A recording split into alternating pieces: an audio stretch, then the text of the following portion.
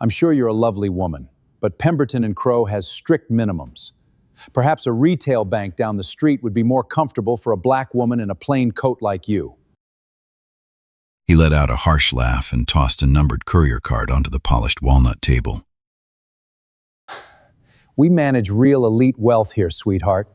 People like you don't belong in this tower. You're just keeping a leather seat warm. Get out before I have building security remove you.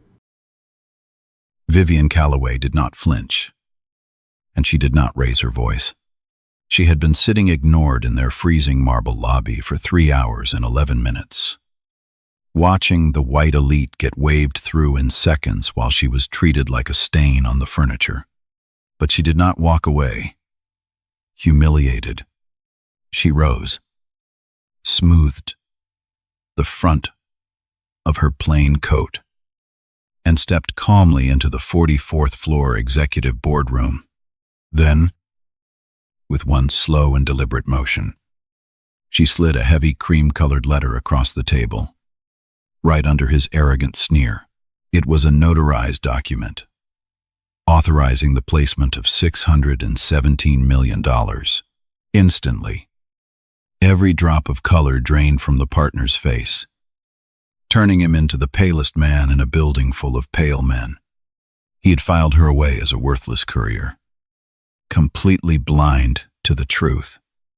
He had no idea that this patient black woman in the plain coat held the deciding vote on the largest mandate his firm had ever chased, and she was about to burn their 94-year pedigree to the ground.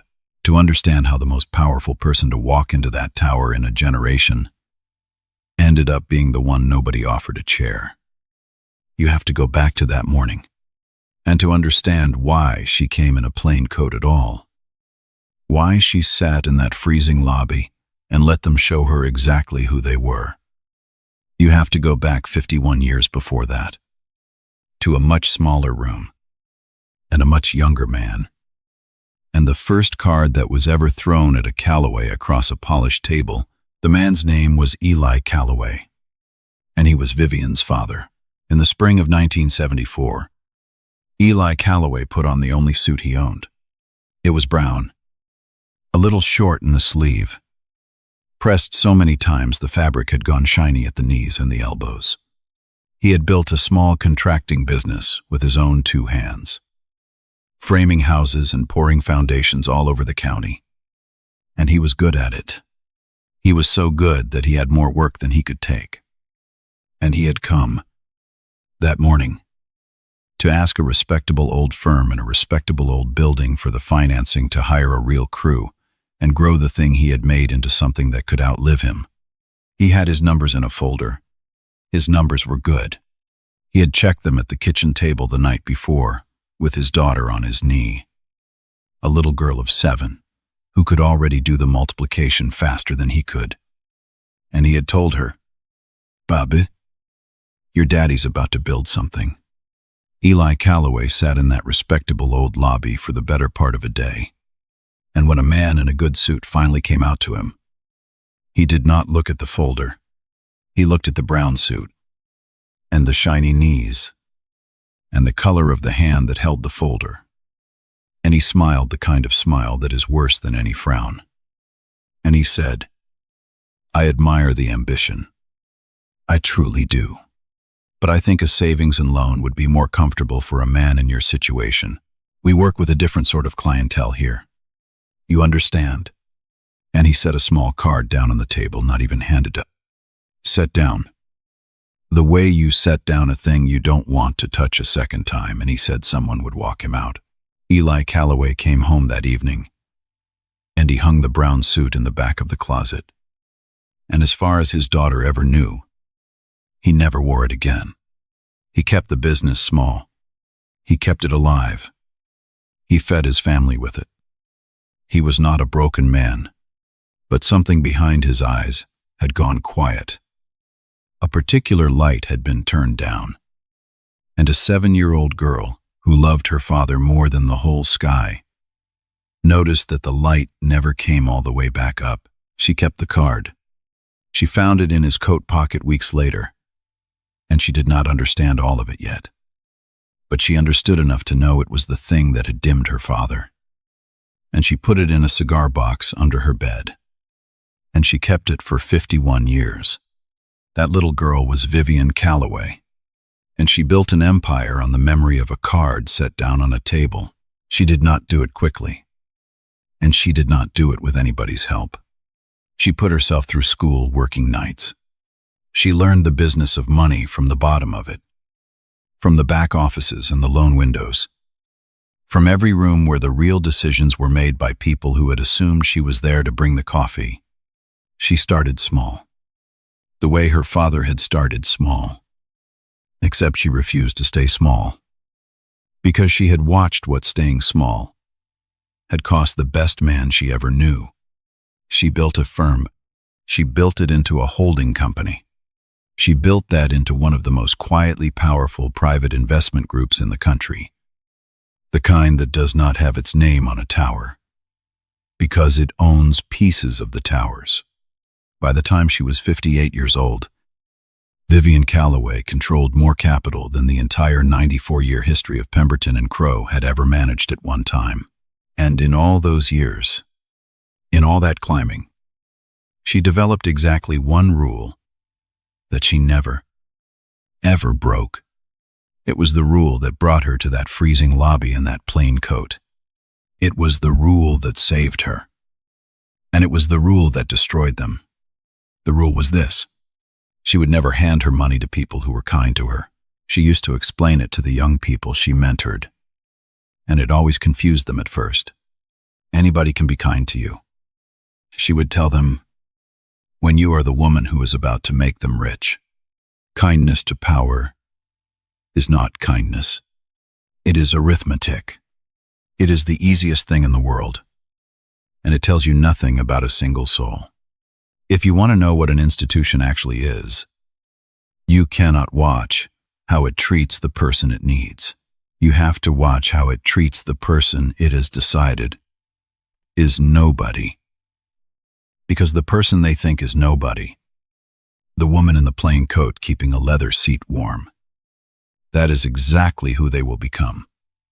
The moment your back is turned, that is who they really are when the brochure is closed and the important guest has gone home. So before I give a firm $1 of my money, she would say, I go and I become nobody. I put on a plain coat, and I sit in their lobby, and I let them show me. They always show me. The only question is what most firms, over the years, had passed. Not all, but most. People had been decent to the plain woman in the lobby more often than the cynics would believe. And those firms had won her business, and never once known why. The ones that failed never knew either. They just got a polite letter, weeks later, saying that the mandate had gone in a different direction, and they spent quarters trying to figure out what they had done wrong in the pitch meeting, never once suspecting that the answer was a cup of coffee they hadn't offered, or a chair they hadn't pulled out. For a woman they had decided didn't matter. Pemberton and Crowe was supposed to be the biggest yes of her career. The mandate on the table was $617 million. It was an allocation out of a fund that Vivian Calloway controlled, a pool of institutional capital that she alone had the authority to place. And Pemberton and Crowe had been courting it for over a year. For a firm like theirs, a firm whose whole identity was its pedigree. Winning the Calloway mandate would have been the crown of the decade. They had flown people across the country to pitch it. They had built models and bound them in leather. They had taken her representatives to dinners that cost more than her father's first truck. They wanted that $617 million the way a drowning man wants a rope. Because, although the world did not know it yet, the 94-year-old house of Pemberton and Crowe was not nearly as solid as its marble lobby pretended. They needed a win like this to steady themselves. They needed it badly. What they did not know, what not one person in that gleaming tower had been told, was that Vivian Calloway always made the final decision herself, in person, in a plain coat. And so, on a cold Tuesday morning, with the executed letter notarized and folded in an envelope inside her bag. She did not send a representative. She did not call ahead. She took an ordinary car service to the foot of the tower, walked across the plaza in flat shoes and a slate gray coat with no jewelry and no entourage.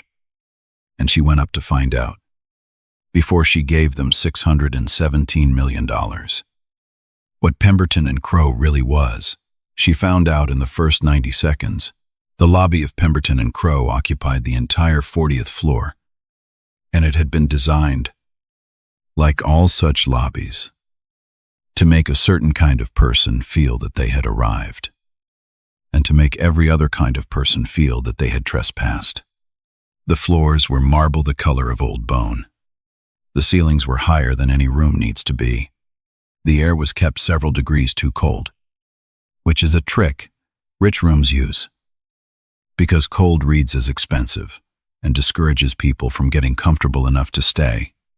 And along the great curved wall behind the reception desk hung the portraits, 94 years of partners, oil paintings, gold frames, a long unbroken river of faces. Vivian counted them while she waited, because she had nothing else to do for 3 hours and 11 minutes. And she counted them the way her father had taught her to count a room before it could lie to her. There were 41 portraits on that wall, 41 partners across nearly a century of the firm's life. And every single one of them was a white man. Not one woman, not one black face. 94 years, 41 portraits, and not a single human being who looked like the woman sitting in the cold beneath them. That wall was the whole sermon. And Vivian read it before anyone had said a word to her. The young woman at the reception desk had decided who Vivian was before she finished crossing the marble. Vivian saw it happen.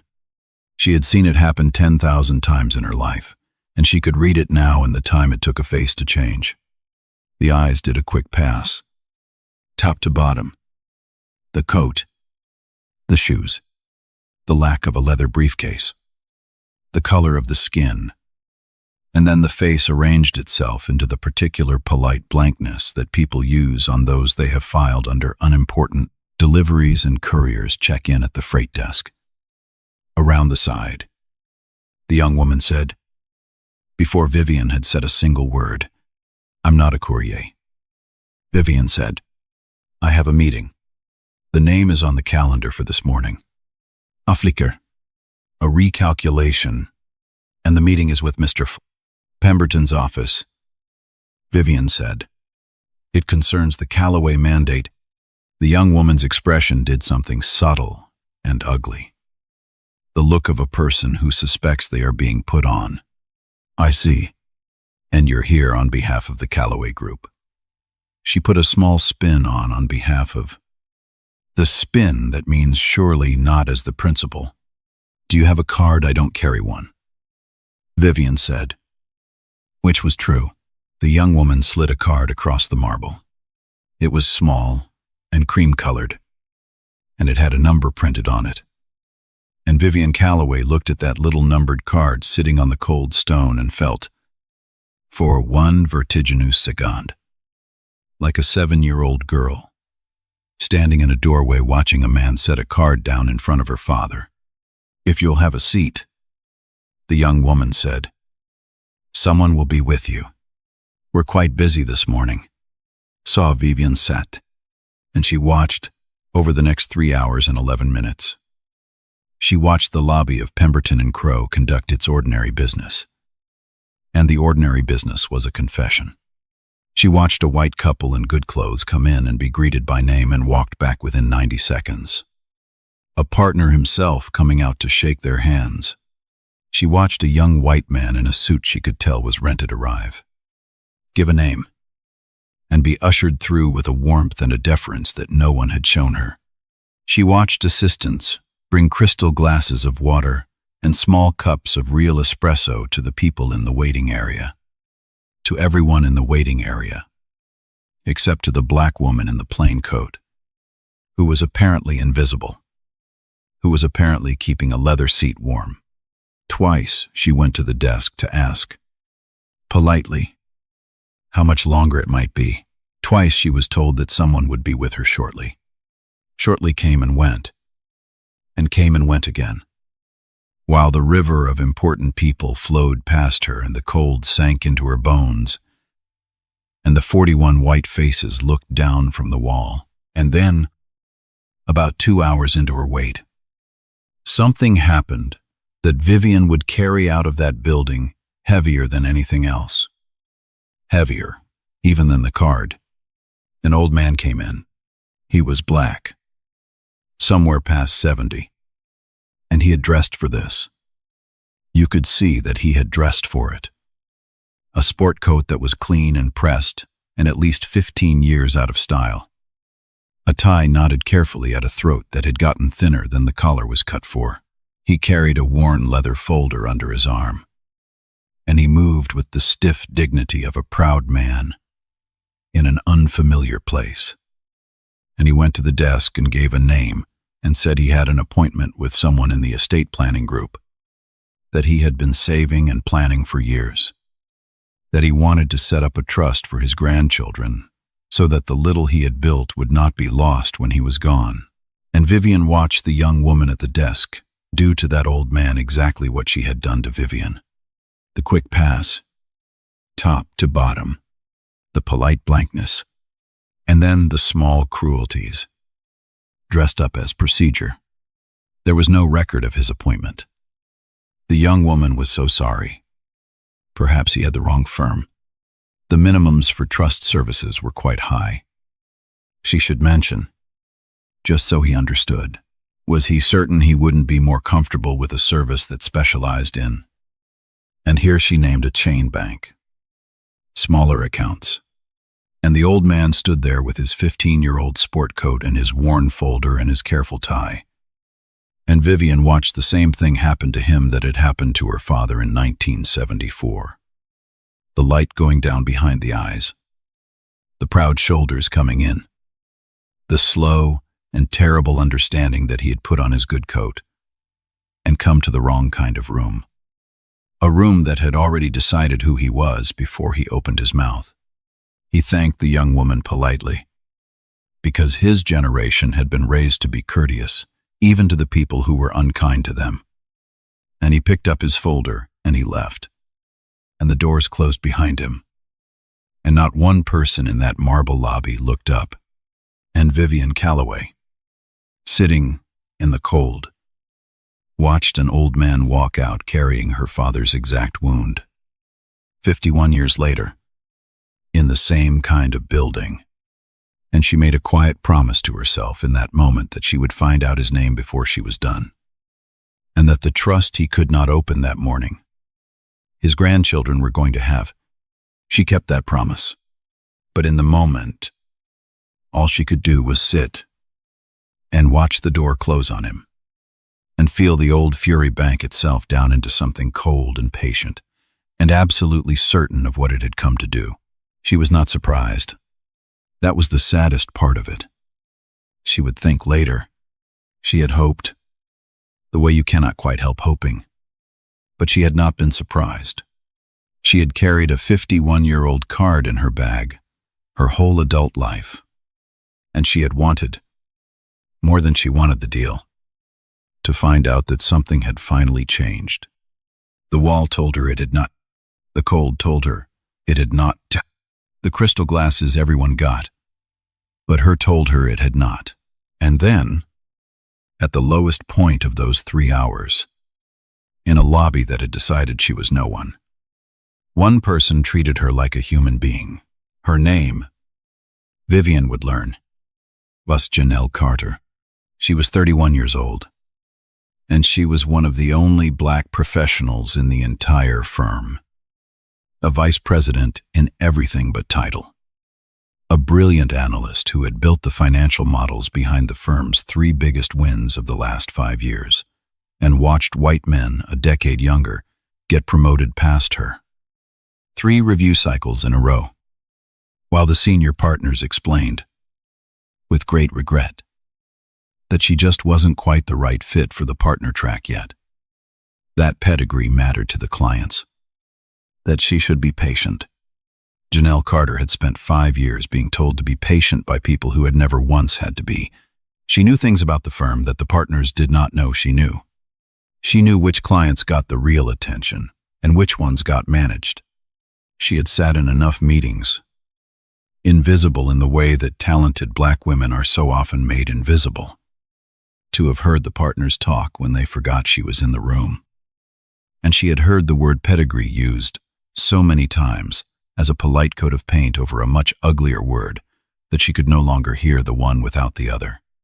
She had built the model that won the firm, its second largest account, and watched a partner present it as his own work to a room that applauded him and been thanked afterward, privately, for being such a wonderful team player. She had been told, the last time she dared to ask about the partner track, that the clients of a firm like this one had certain expectations about who sat across the table from them, and that it wasn't fair, but it was simply the reality, and that she of all people should understand the realities. She of all people. She had nodded and gone back to her desk and updated the model that would win them their next account, and said nothing, because she had a mother with medical bills and a younger brother she was putting through school and a lease and a car payment, and exactly no margin at all for the luxury of pride. So she had stayed, and she had been patient, and she had watched the river of less talented men flow past her and up and out of reach. The very same river that Vivian was watching flow past her down in the lobby. And she had told herself, the way you tell yourself, that one day it would be different, that one day somebody would finally see what she was actually worth. She did not know, when she crouched down to hand a freezing stranger a paper cup of coffee, that the day she had been waiting for had just walked into the building in a plain, gray coat. She came across the lobby carrying a stack of binders, on her way to somewhere else. And she saw the woman in the plain coat sitting alone in the cold with a little numbered card in her hand. And Janelle Carter did the thing that nobody else in 94 years of marble had thought to do. She stopped. She set down her binders. She went to the credenza and poured a cup of coffee. And she brought it over. And she crouched down a little, so she was at eye level. And she said, quietly, I'm so sorry you've been waiting. Can I get you anything? It's freezing in here. I know. They keep it like a meat locker. Vivian took the coffee with both hands. Thank you, she said. That's the first kind thing anyone's done since I walked in. Something crossed Janelle's face. Then, a flicker of shame that was not her own shame to carry. The look of a person who knows exactly what building she works in, and what it does and how much it would cost her to say so out loud. I know, she said again, simpler this time, and the two words held an entire confession. She glanced at the desk, at the partner's corridor, lowering her voice. Have you been helped at all? Who are you here to see? Mr. Pemberton, Vivian said. The Calloway mandate. A complicated thing happened in Janelle's eyes. A thing Vivian filed away and did not yet fully read. I work on that account, Janelle said carefully. I built most of the projections. Actually, a small, dry, unbearably tired pride. Let me see if I can find out what the holdup is. You shouldn't be sitting out here. Whatever you're here for, you shouldn't be sitting out here in the cold. And she gathered her binders and went. And Vivian watched her go and thought, there is one. In 94 years and 41 portraits and a meat locker lobby, there is exactly one person in this building who is what the brochure says. They all are.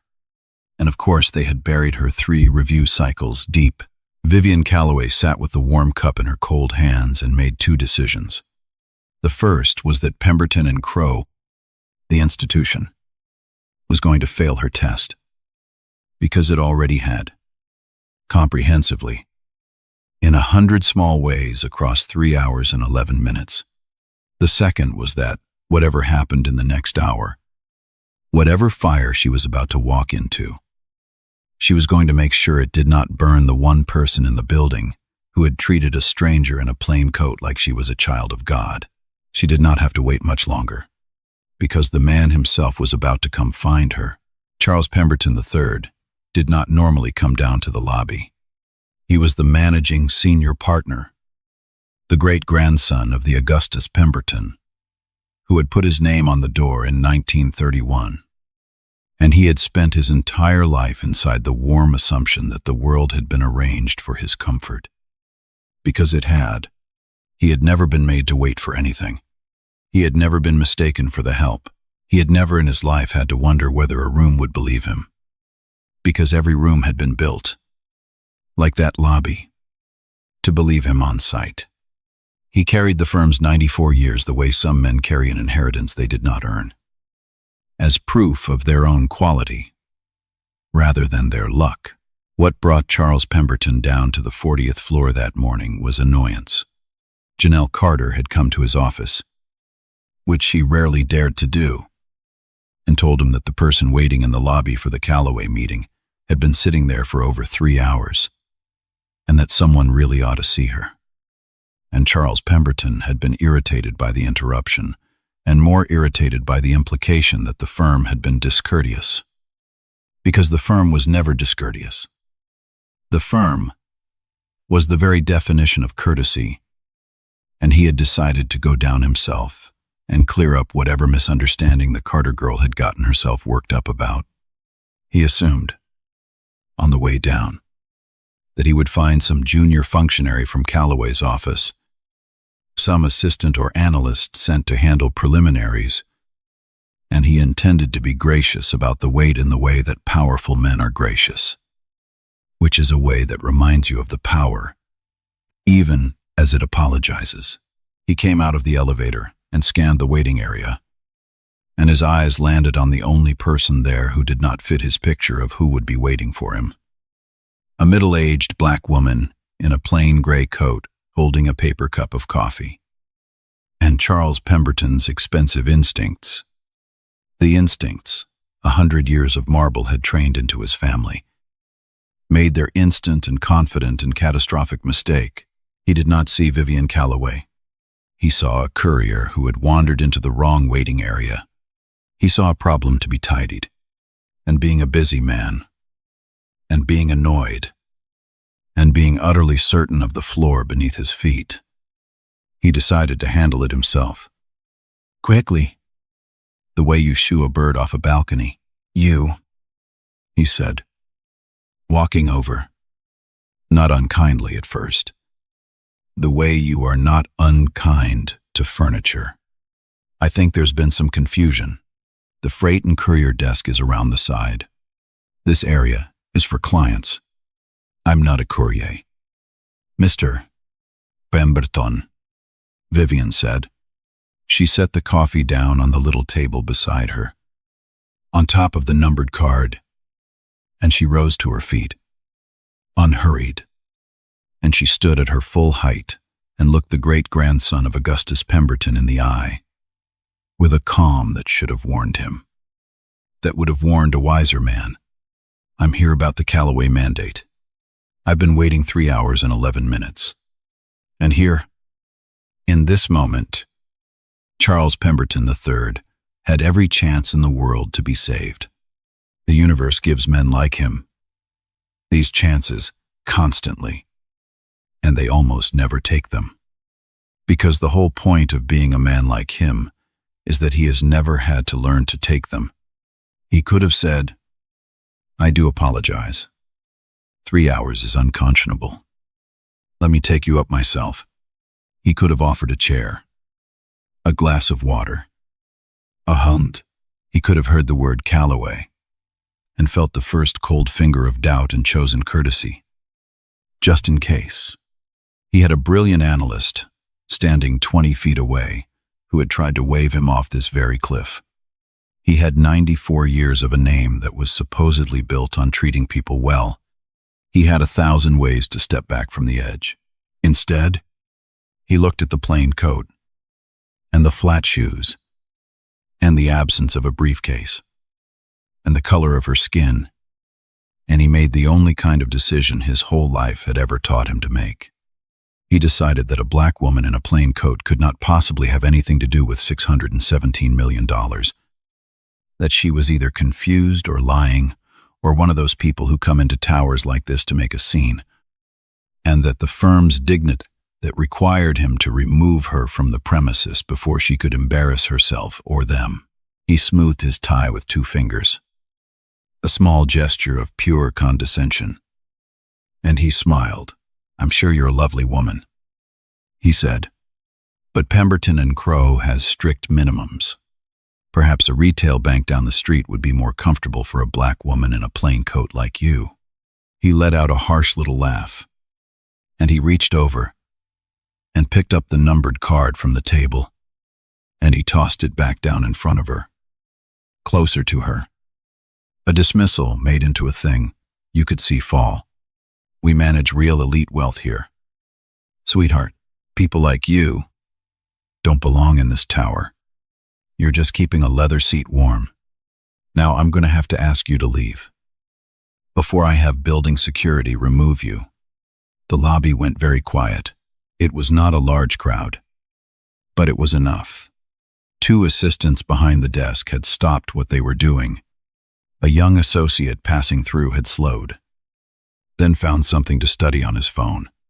The white couple who had been greeted by name an hour before were over by the windows, and they turned their bodies a 1/4 inch away. The precise angle of people who have decided this is not their business and would prefer the universe to agree. And Janelle Carter, standing 20 feet off with her binders against her chest, closed her eyes for 1 second, because she had tried to stop this, and she had failed, and now she had to watch it, and there was nothing in the world she could do that would not cost her the only job that fed her family. Nobody crossed the marble to stand beside the woman in the plain coat. Vivian Calloway looked down at the numbered card lying on the cold stone, and then she looked up at Charles Pemberton III, and she did not raise her voice, and she did not flinch, and she did not give him 1 more inch than she had to give him. For 1 long moment she simply looked at him, and in that look was a 7-year-old girl in a doorway, in a brown suit hung up in the back of a closet and never worn again, and 51 years of a card in a cigar box, and 41 white faces on a wall, and 3 hours and 11 minutes in a meat locker, and every single time in her long life that a room had decided in 90 seconds that she was nobody. And then she bent down, slowly, and she picked up the numbered card, and she put it in the pocket of her plain coat. She kept it. She was always going to keep it. She had a place for cards like this one. "Mr. Pemberton," she said quietly, "I'd like to see the boardroom, the one where you were going to take the Calloway meeting. I've come a long way for it." She did not ask. The sentence had the shape of a request and the weight of an instruction. "After you." There was something in the way she said it, some absolute and immovable certainty that pushed even Charles Pemberton off balance for a half-second. He almost called security right then. He would spend the rest of his life wishing he had, because it would have changed nothing about what was coming, and it would at least have spared him the next 10 minutes. But a lifetime of marble had also trained into him a horror of a public scene. And the woman was not making a scene. She was being terrifyingly calm. And some animal part of his brain registered that calm and did not like it, and wanted to get her out of the public lobby and into a private room before whatever was wrong with this situation became visible to the clients by the windows.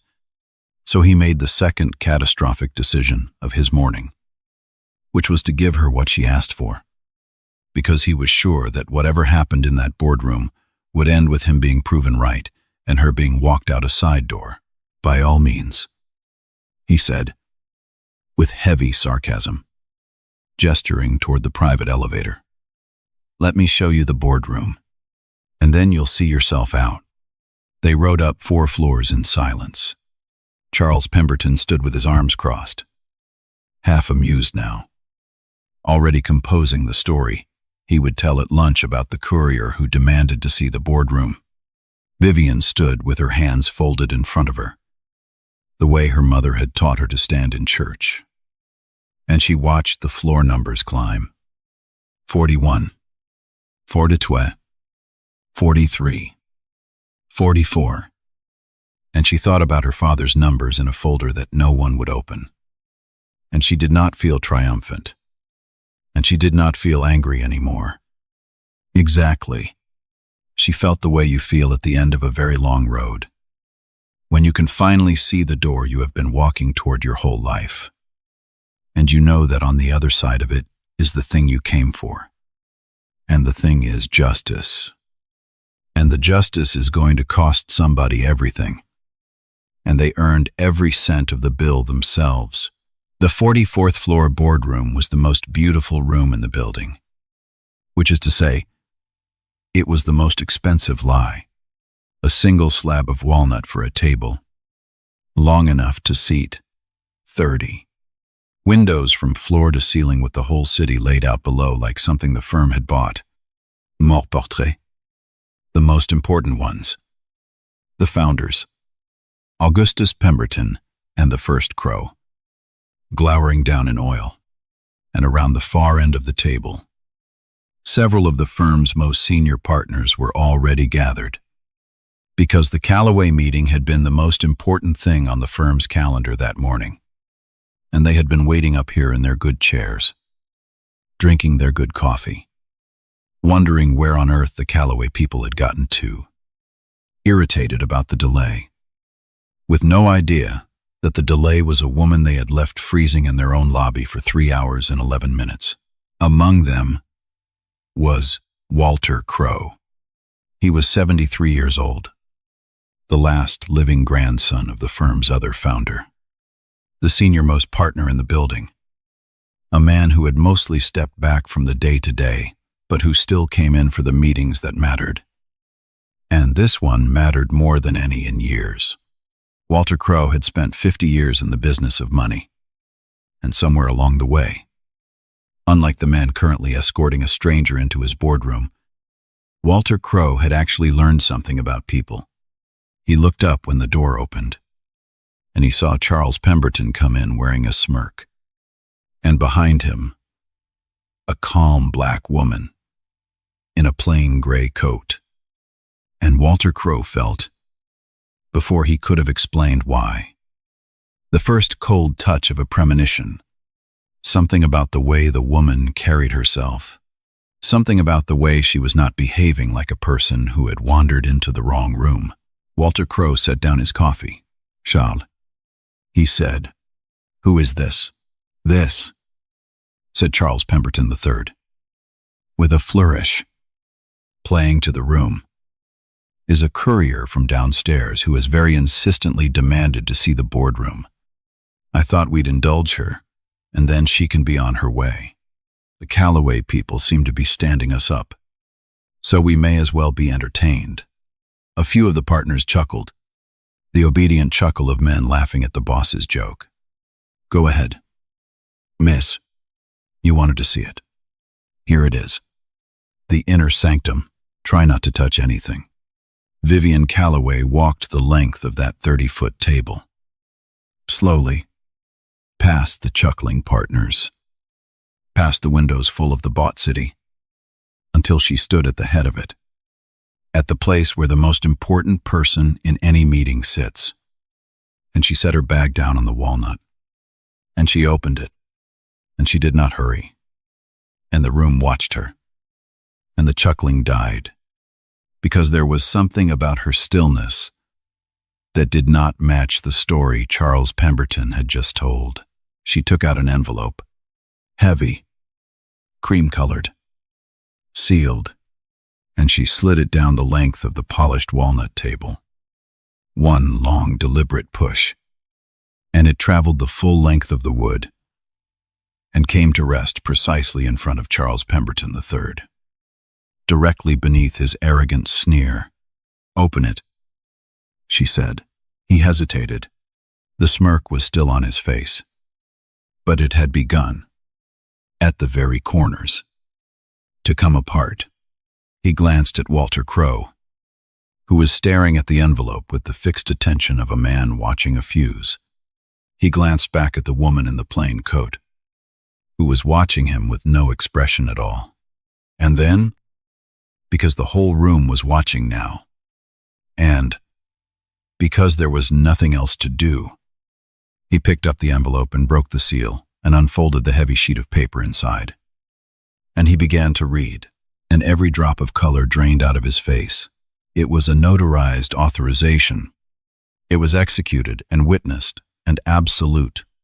It directed the placement of $617 million. The Calloway mandate, the crown of the decade, the rope, the drowning firm had been reaching for, and it was signed at the bottom, in a strong and steady hand, by the principal of the Calloway Group, the sole individual with the authority to place that capital, the person whose decision the entire firm had been holding its breath for over a year to receive.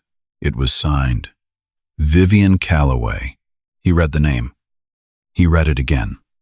He looked up at the woman in the plain coat at the head of his boardroom table. The woman he had called sweetheart. The woman he had told to try a retail bank.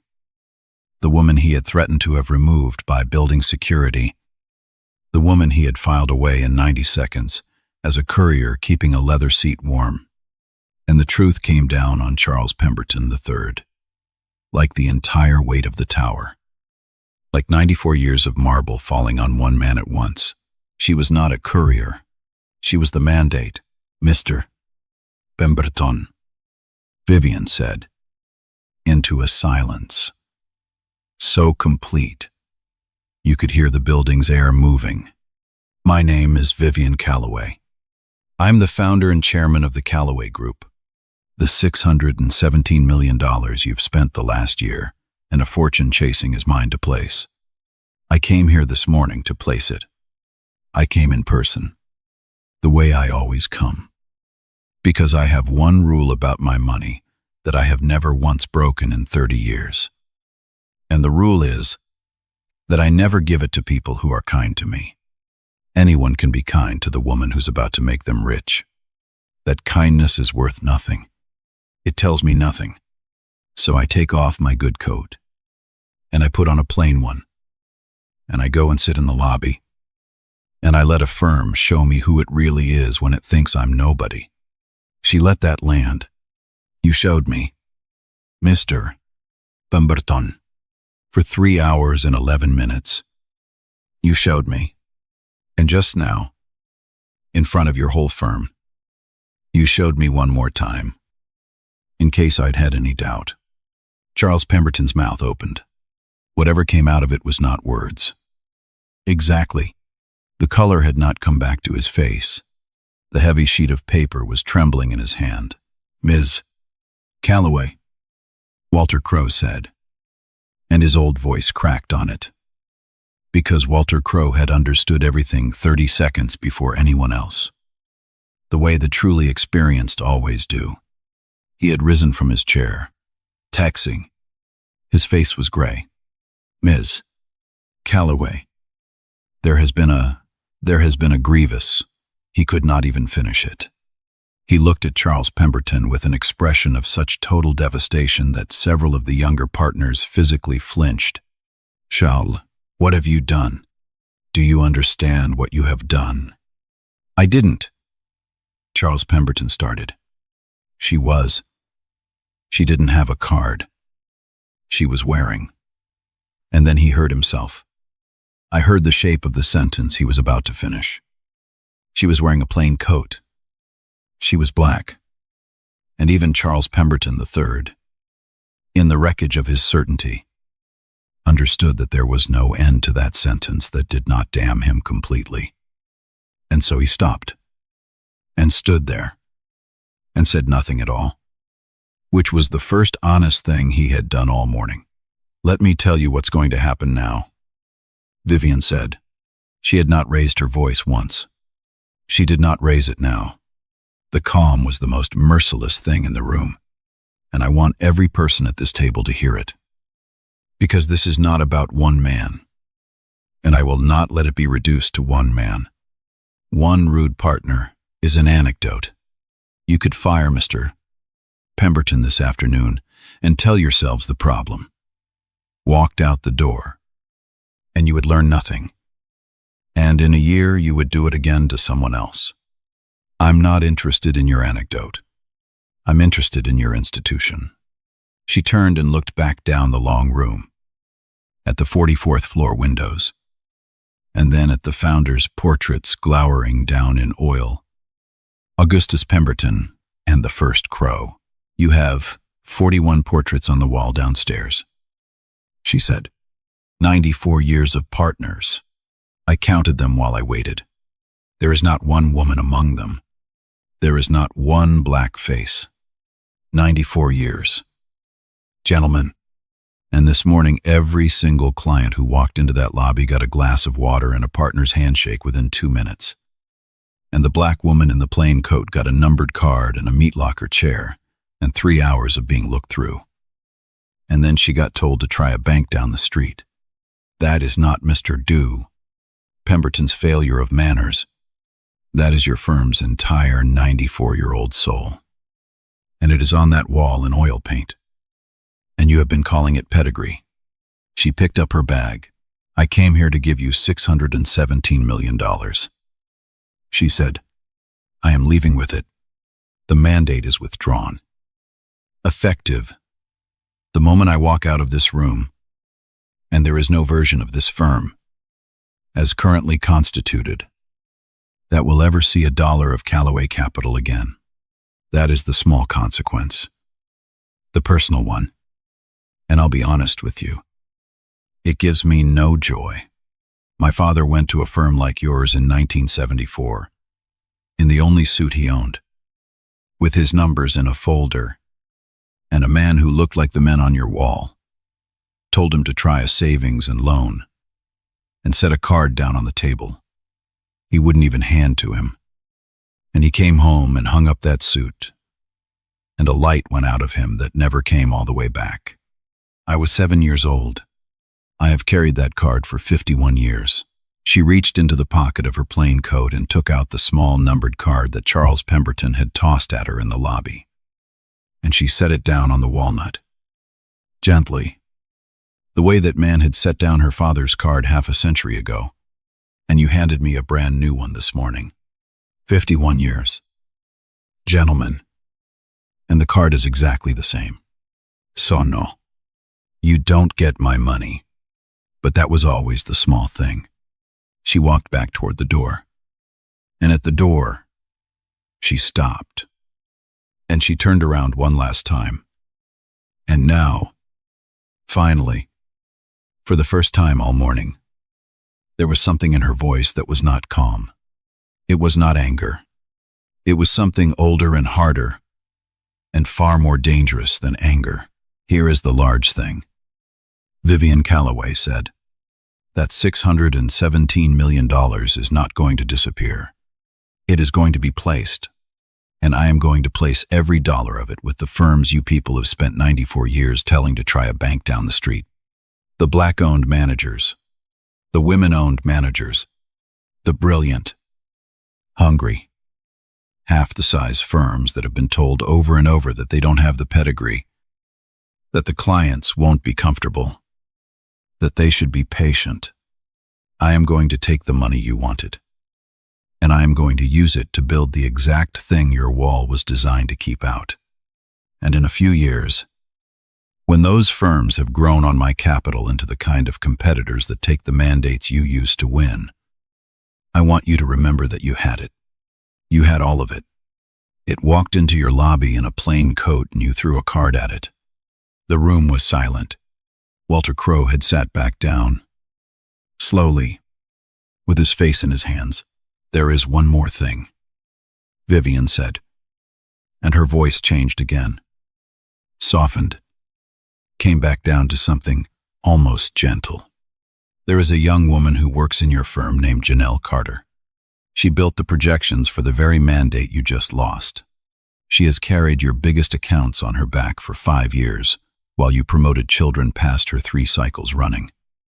Because she didn't have, what was the word? The right fit. She is the only person in this entire 94-year-old institution who treated a stranger in a plain coat like a human being this morning. She brought me a cup of coffee in your meat locker lobby. She is worth more than this whole wall of oil paint. And you buried her. Vivian looked around the table. At every face. I'd think very carefully about that. If I were you, because I have thought about it already. And one way or another, that woman is not going to spend 1 more year being patient. And Vivian Calloway opened the door and walked out of the boardroom of Pemberton and Crowe.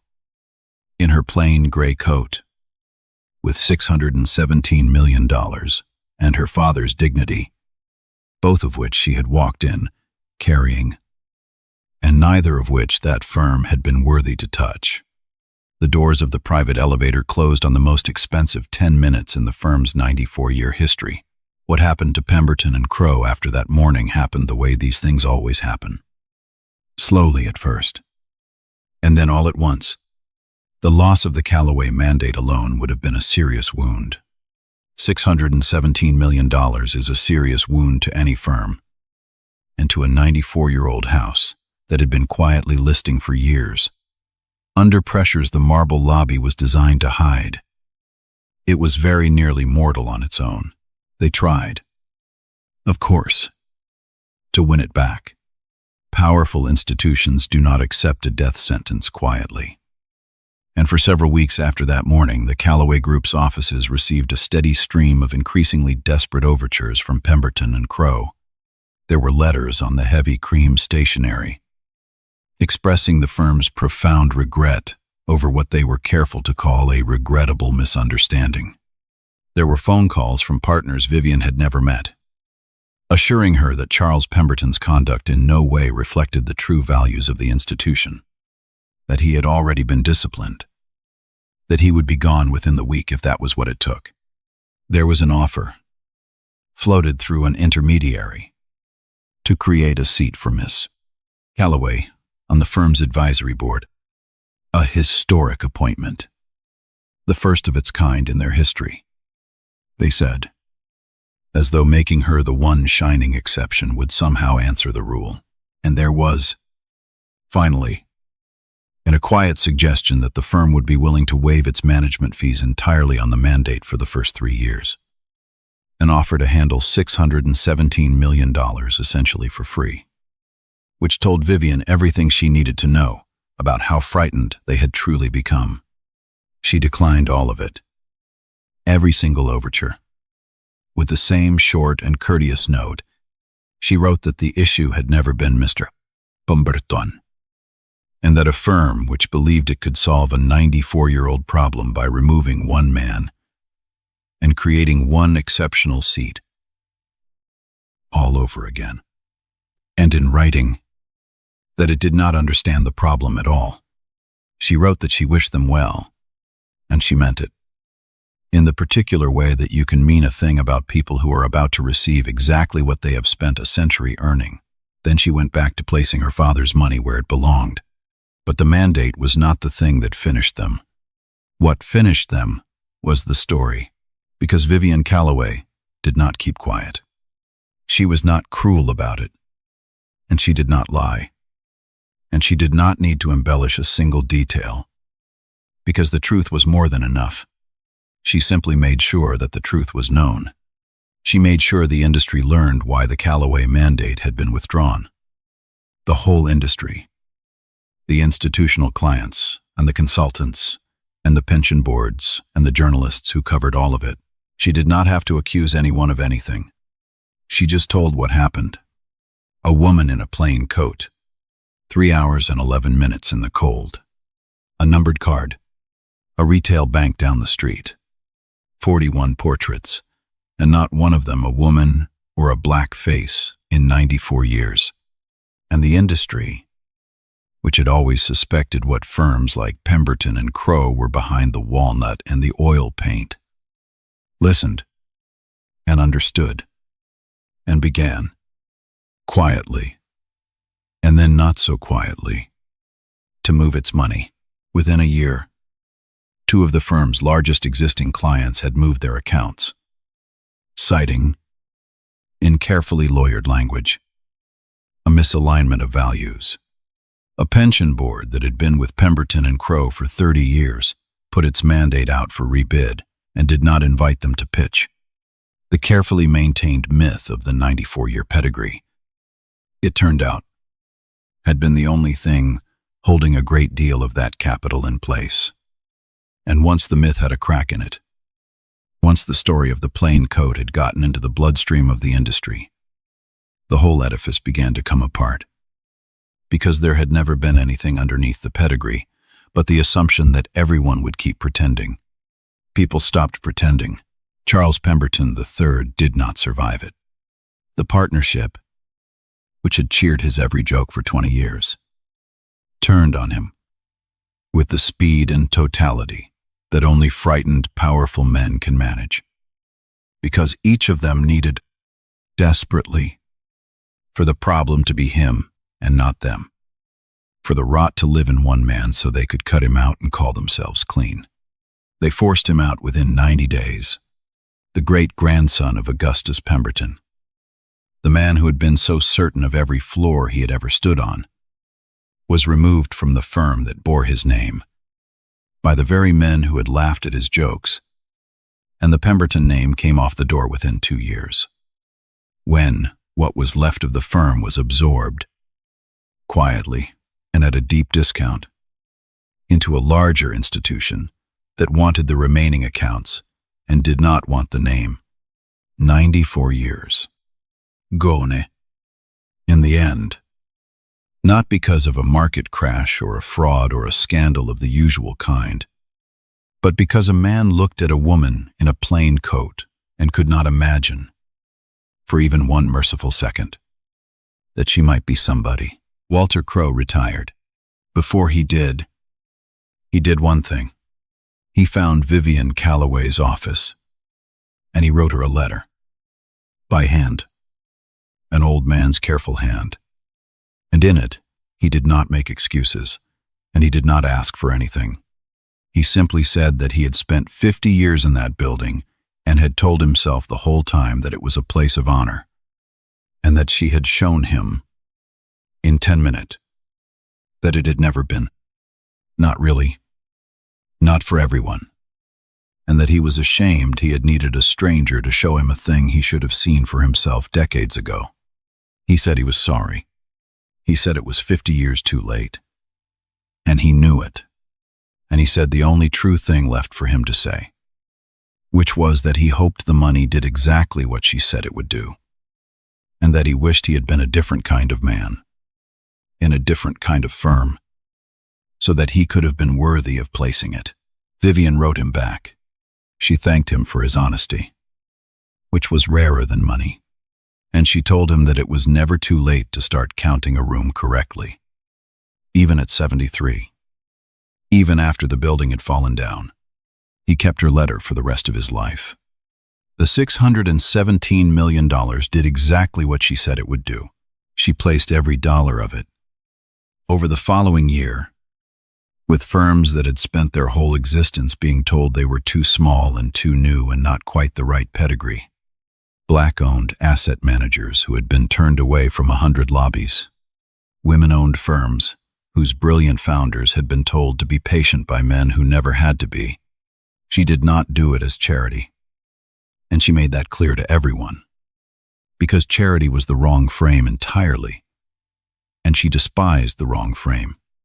She did it because those firms were good, because they had been forced by exclusion to become twice as good as the houses that had excluded them, because the returns were there for anyone with the eyes to see them and the willingness to count the room correctly, and because the only reason that capital had ever flowed to the men on the wall instead of to these firms was a 94-year-old habit dressed up as a standard.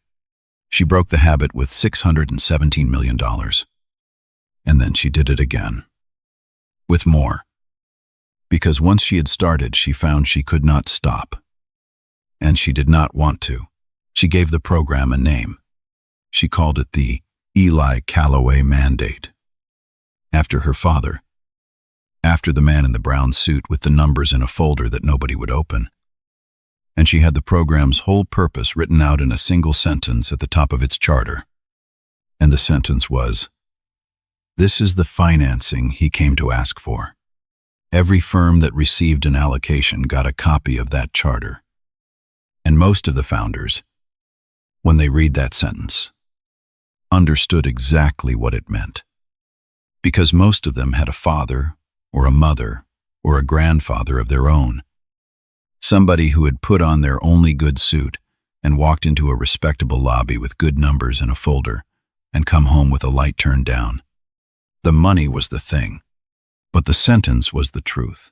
There was a woman named Adwoa Mensah, the founder of a small asset management firm that she had started in a one-room office with 2 laptops and a level of talent that should have made her a star a decade earlier. She had been turned away. Over the years. From more lobbies than she could count. Told the same things in the same polite voices. Too small. Too new. The clients won't be comfortable. Come back when you've built more of a track record. As though a track record were something they would ever actually let her build. When the call came from the Eli Calloway Mandate, Adwoa Mensah assumed at first that it was a mistake. Or worse, one of the tokenistic gestures she had learned over the years to dread. A little money offered with a great deal of publicity so that some larger institution could photograph itself being generous.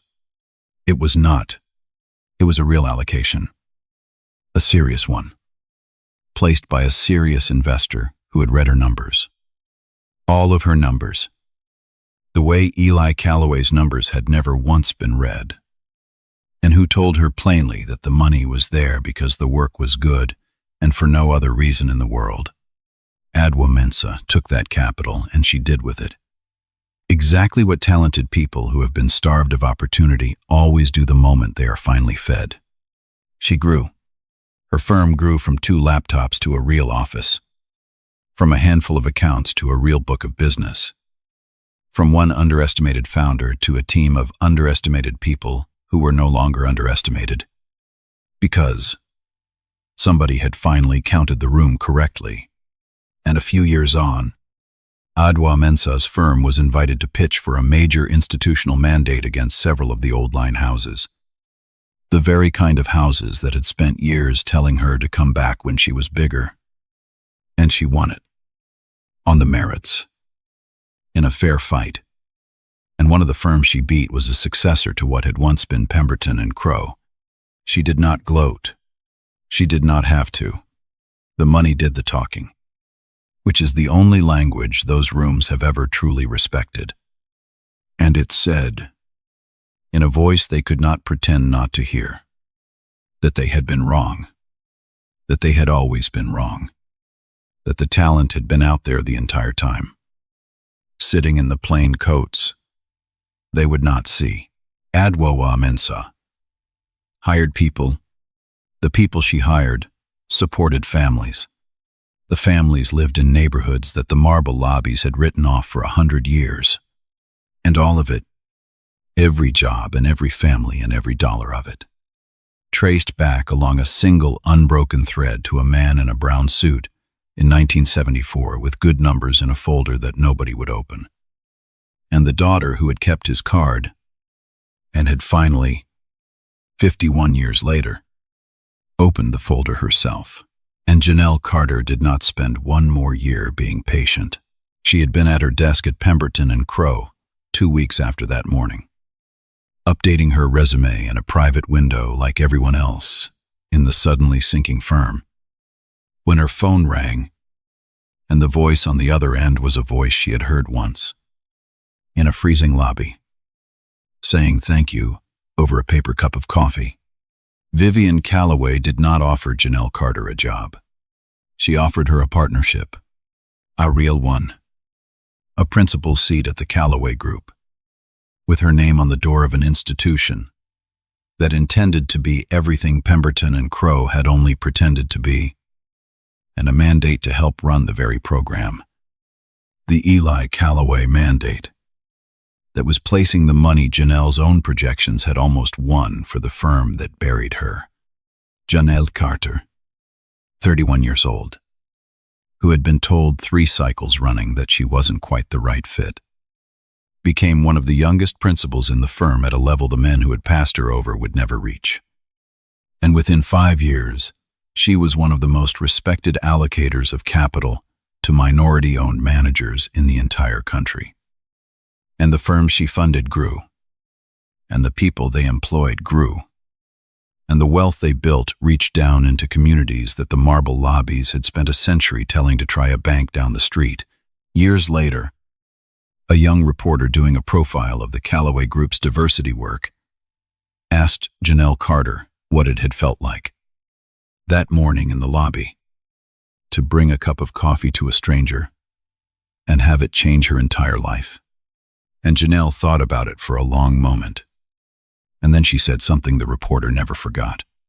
She said, "I didn't bring her that coffee because I thought it would change anything. I brought it because she was a person sitting alone in the cold and nobody else in that building could see it. That's the whole point, isn't it? You don't do the right thing for the woman in the plain coat because you think she might secretly be a billionaire. You do it because she's a person in the cold. If you'll only be decent to people once you've checked whether they can do something for you, then you were never decent at all. You were just running the numbers. And Miss Calloway taught me that the people who run the numbers always lose in the end.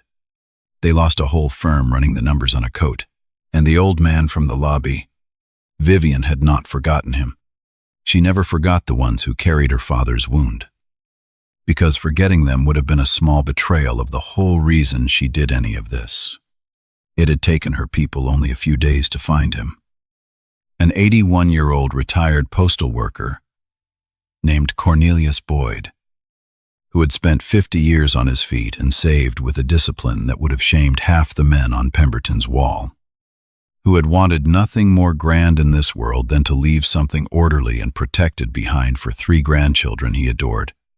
The trust that the firm in the tower had not deigned to open for him was opened instead at Vivian Calloway's own institution, at no cost, by people who treated Cornelius Boyd the way you treat a man who has earned every dollar. He has the hard way, which he had. He came in to sign the papers in the same 15-year-old sport coat, the same carefully knotted tie, and this time somebody met him at the door and called him Mr. Boyd and pulled out his chair and brought him coffee in a real cup and walked him through every single page until he understood all of it completely. Because he was the kind of man who liked to understand things completely. When it was done, Cornelius Boyd shook Vivian's hand with a grip that 50 years of labor had not weakened. And he held on a moment longer than a handshake needs. And he did not say very much, because his generation did not. But his eyes said the thing his mouth would not. And Vivian understood it perfectly, because she had seen the exact opposite of it once, a long time ago, in the eyes of her own father, coming home in a brown suit. The light had not gone down behind Cornelius Boyd's eyes that day. This time, for once, somebody had reached over and turned it up. Vivian Calloway kept 2 things in a small frame on the desk of her office, where she could see them every day. The first was a small cream-colored card with a number printed on it, the courier card that Charles Pemberton III had tossed at her across a cold marble lobby on a Tuesday morning.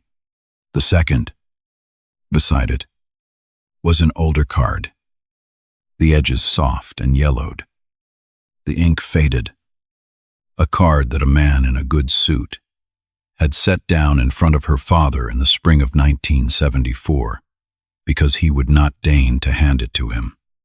51 years apart. 2 cards. The same insult. In the same kind of room. From the same kind of man. Across half a century. As if nothing at all had changed. But something had changed. The proof was in the wall behind her desk, where the names of the firms in the Eli Calloway mandate hung in a long and growing list. More of them every year. The proof was Janelle Carter's name on the door. The proof was that the man who threw the second card was finished, and the firm that trained him was gone. And the money they all wanted had gone instead to build the very future they had spent 94 years trying to prevent. 2 cards in a frame. To remember where she came from. And a wall of names. To mark where she had brought it.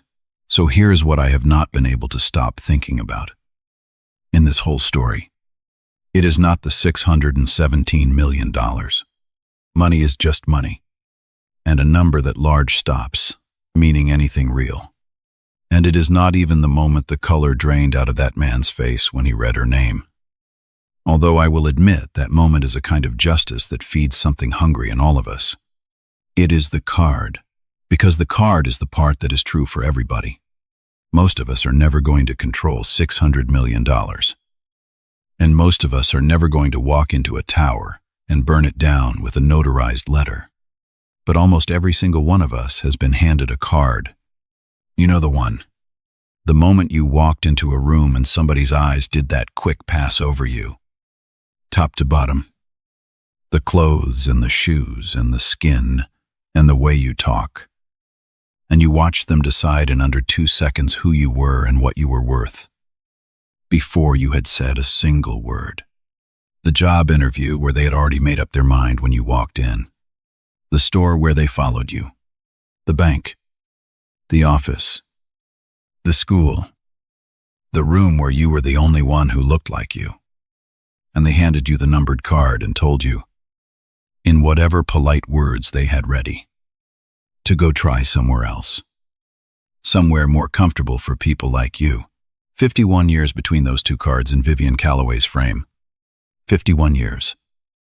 And the card was exactly the same. That is the thing that should keep us all up at night. Not that one rude man existed, but that a whole institution could exist for almost a century. Gleaming and respected and proud of its pedigree. And the entire time, underneath the marble, it was just a machine for handing the same card to the same people, generation after generation, and calling it standards. And I keep coming back to Janelle, because Vivian Calloway had the money to burn that firm down, but Janelle Carter had nothing. And Janelle Carter is the one who actually did the brave thing that morning. She had a family to feed, and a job she could not afford to lose, and every reason in the world to keep her head down and walk past the woman in the cold like everybody else did.